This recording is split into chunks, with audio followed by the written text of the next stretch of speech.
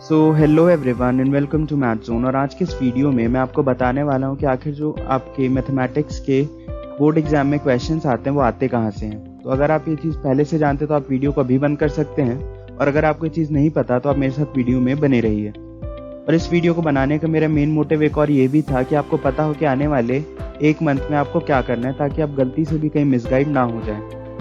तो अब बिना टाइम वेस्ट किए हम वीडियो को स्टार्ट करते हैं। तो जो सबसे इंपॉर्टेंट और जो मेजर सोर्स होता है आपका क्वेश्चंस का फॉर बोर्ड एग्जाम्स वो होता है आपके एनसीईआरटी। तो जब मैं एनसीईआरटी कहता हूँ यहाँ पर, तो मेरा कहने का मतलब है examples as well as the exercises. Reason बहुत ही सिंपल है इसका। कई बार होता क्या है कि जो क्वेश्चंस हैं आपके एनसीईआरटी में से वो डायरेक्टली पूछ लिए जाते हैं, या फिर उसमें बस माइनर चेंजेस कर दिए जाते हैं और आपसे पूछ लिया जाता है। तो ये बहुत इंपॉर्टेंट चीज़ हो जाती है कि आप एटलीस्ट एक बार एनसीईआरटी को करें। नॉर्मली होता है कि हम एक्सरसाइज तो एक बार कर भी लेते हैं, लेकिन हम एग्जाम्पल्स को छोड़ देते हैं, क्योंकि उसके जो आंसर्स होते हैं वो हमारे सामने ही होते हैं। तो हम जस्ट एक बार रीड कर लेते हैं और हमें लगता है कि आ गया, लेकिन जब हम वो चीज़ एग्जाम में करने की कोशिश करते हैं तो हमसे नहीं बनता।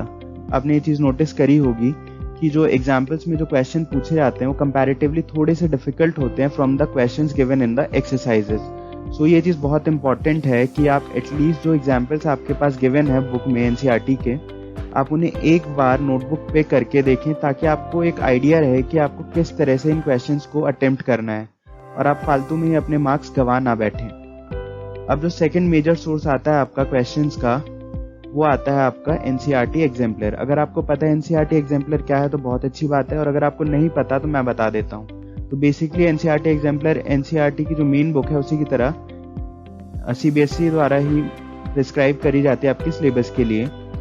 तो ये जो बुक है आप उसको थोड़ा सा ऊपर रख सकते हैं एनसीईआरटी से, क्योंकि इसमें जो क्वेश्चन होते हैं उनका जो डिफिकल्टी लेवल होता है वो थोड़ा सा हाई होता है। तो इस बुक को भी आप रेफर कर सकते हैं अगर आप कुछ एमसीक्यूज और शॉर्ट और लॉन्ग क्वेश्चंस करना चाहते हैं। और मेनली जो एनसीईआरटी की जो एग्जाम्पलर है उसी में से आपके हॉट्स और कह सकते हैं आप डिफिकल्ट क्वेश्चन जो हैं बोर्ड एग्जाम्स में वो पूछे जाते हैं। आप चाहें तो इस बुक को डाउनलोड कर सकते हैं from the NCERTs official website, और इसके जो सोल्यूशन भी होंगे वो भी आपको बहुत ही आसानी से इंटरनेट पे मिल जाएंगे। तो आप अपना जो आंसर है उसे भी क्रॉस चेक कर सकते हैं। तो अब जो तीसरा मेजर सोर्स आता है आपका क्वेश्चन का, वो होता है टोटली न्यू क्वेश्चन। तो जब मैं टोटली न्यू क्वेश्चन कहता हूँ तो उसका मतलब होता है कि ऐसे क्वेश्चन जो किसी और बुक में एग्जिस्ट नहीं करते। बेसिकली ऐसे क्वेश्चन होते हैं जो भी आपका पेपर बना रहे हैं उनके दिमाग में मान लेते हैं कोई चीज़ स्ट्राइक करी तो उन्होंने एक पर्टिकुलर क्वेश्चन बना दिया। और ये जो क्वेश्चन होते हैं नॉर्मली इसमें आपको काफ़ी सारी जो इन्फॉर्मेशन होती है वो हिडन होती है। मतलब आपको खुद से जो चीज़ें होती हैं वो आइडेंटिफाई करनी पड़ती हैं, और स्टेप बाय स्टेप आप जैसे जैसे सॉल्व करते जाते हैं तो धीरे धीरे वो सॉल्व होता जाता है, और आपको काफ़ी अपना इनपुट भी उसमें डालना पड़ता है। तो अब इन क्वेश्चंस के लिए आप क्या कर सकते हैं बेसिकली, तो आप प्रीवियस ईयर जो क्वेश्चन पेपर्स हैं एटलीस्ट 3 to 5 ईयर्स के, उन्हें इंटरनेट से डाउनलोड कर सकते हैं और उनमें देख सकते हैं कि बोर्ड ने आपसे किस तरह के क्वेश्चन जो हैं पूछे गए।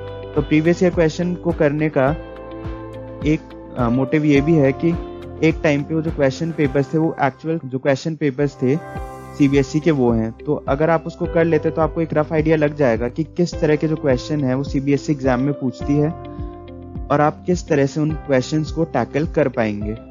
तो अगर आपको इंटरनेट पे प्रीवियस ईयर क्वेश्चन पेपर नहीं मिल रहे हैं तो आप मुझे कमेंट सेक्शन में बताइए, मैं अपने टेलीग्राम चैनल पे उसका लिंक अपलोड कर दूंगा। तो अब जो चौथा सोर्स आता है आपका बेसिकली वो होता है आपकी रेफरेंस बुक्स। तो यहाँ पर जो रेफरेंस बुक्स हैं उनसे आपको ज़्यादा कुछ एक्सपेक्ट नहीं करना चाहिए, क्योंकि जो इसमें से क्वेश्चन अगर पूछ भी ले जाते हैं तो बहुत ज़्यादा उसमें चेंजेस किए जाते हैं, और नॉर्मली यहाँ से डायरेक्ट कोई क्वेश्चन नहीं आता। तो अगर आप प्रैक्टिस करना चाहते हैं तो आप रेफरेंस बुक्स जो हैं उन्हें रेफर कर सकते हैं। अगर आपके पास कोई बुक नहीं है at this point of time तो आप मेरे टेलीग्राम चैनल पे जा सकते हैं। वहाँ पे मैंने ओसवाल का जो क्वेश्चन बैंक है उसका लिंक शेयर किया हुआ है, तो आप वहाँ से जाके उसे डाउनलोड कर सकते हैं और देख सकते हैं। और अगर आपके दिमाग में कोई भी डाउट आता है मैथमेटिक्स से रिलेटेड किसी चैप्टर से पर्टिकुलरली, तो आप जो मेरा टेलीग्राम ग्रुप है उसे ज्वाइन कर सकते हैं और मुझसे उस चैप्टर के रिलेटेड या फिर किसी भी चैप्टर के रिलेटेड आप जो डाउट्स हैं वो पूछ सकते हैं। तो आपको अगर कोई सजेशन देना है नेक्स्ट वीडियो के लिए तो वो भी आप मुझे कमेंट सेक्शन में बता दीजिए। और अगर आपको जानना है कि किस तरह से हम तुक्का मार सकते हैं बेसिकली मैथमेटिक्स के पेपर में, तो वो भी आप मुझे बताइए, उसके लिए भी मैं एक अलग से वीडियो क्रिएट कर दूंगा। और अगर आप रिवाइज करना चाहते हैं टर्म 1 की मैथमेटिक्स को, तो आपको मेरे चैनल पे एक प्लेलिस्ट भी मिल जाएगी, तो आप चाहें तो उसे भी जाके एक्सेस कर सकते हैं। तो इस वीडियो के लिए इतना ही। मैं मिलूंगा आपको नेक्स्ट वीडियो में। Till then stay healthy and stay safe.